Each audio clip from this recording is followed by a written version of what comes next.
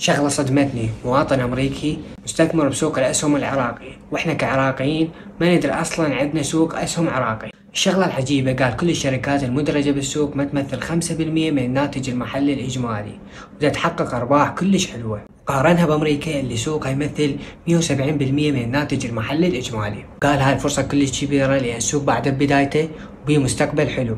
مثل ما قلت أنا بهذا الفيديو، هو مستثمر من 2020 واليوم قال ضاعفت أموالي 3 إلى 4 مرات، أحسن من مؤشر S&P 500 اللي هو مؤشر لأكبر 500 شركة بأمريكا.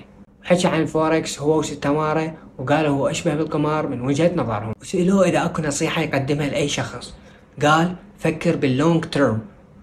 لا أحسها كلش أوفر. قال فكر باللونج تيرم، واللي أنا أقول عليه دائما هو استثمار طويل المدى، واللي هي تعوف شغلة للزمن ويكبر من وحده بشكل تراكمي. مجهود رائع من قبل الشباب القائمين على بودكاست تجارب والستمارة على هذا المجهود الرائع.